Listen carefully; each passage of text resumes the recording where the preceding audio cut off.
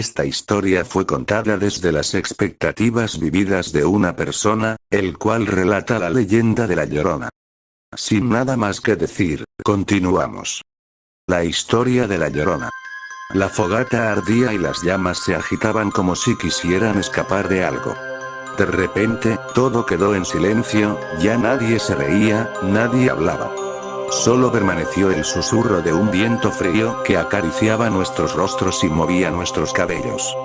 Entonces, como si se tratara de una película de terror, una mujer emergió de entre los árboles.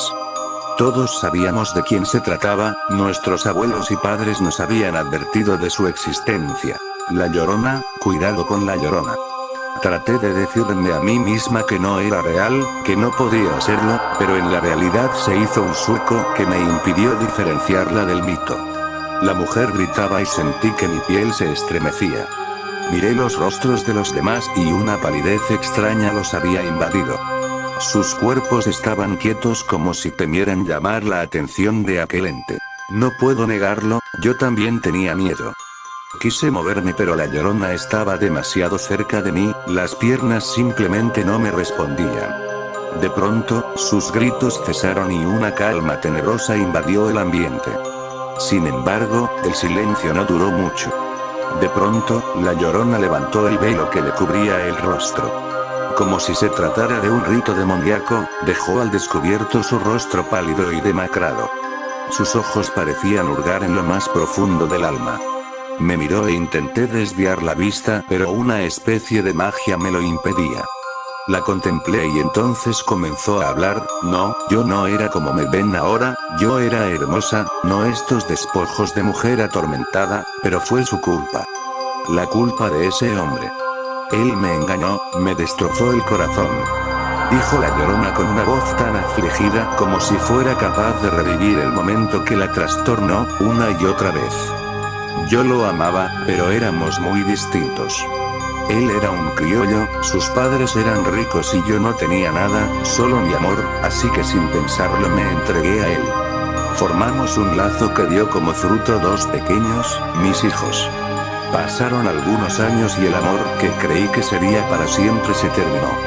De la manera más cruel me dijo un día voy a casarme, y yo me volví loca. Le dije que no podía hacer eso, que yo lo amaba, que teníamos dos hijos, pero él me tomó de las manos violentamente y dijo que yo era una cualquiera que solo quería su dinero, dijo que yo no lo amaba y que me quitaría a mis hijos. Mis hijos, mis pequeños hijos, así que esa noche supe qué tenía que hacer, él no podía llevarse a mis criaturas, yo no podía permitirlo. Esa misma noche fui por ellos y les dije que iríamos de paseo, caminamos, mis hijos iban muy contentos, recuerdo sus saltitos y su alegría tan infantil, tan inocente.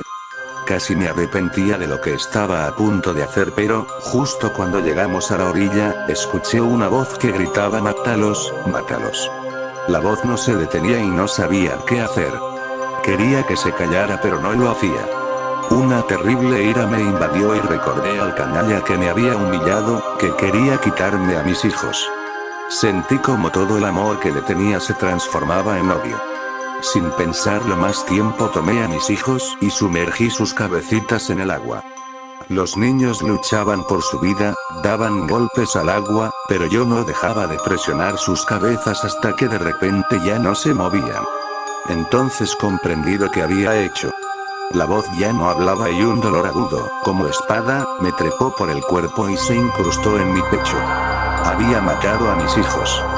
Yo, su propia madre, quien tenía que cuidarlos y protegerlos, les había arrebatado la vida, no pude más. La gente no entendería. Nadie podría entenderlo, una madre que mata a sus propios hijos.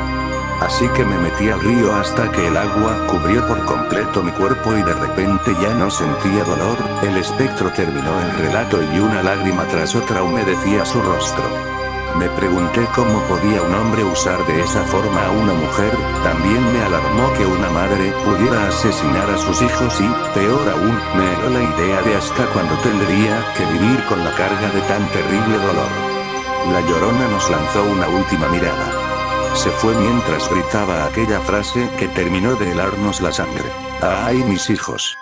En ese momento, Hasta el aire pareció entristecerse.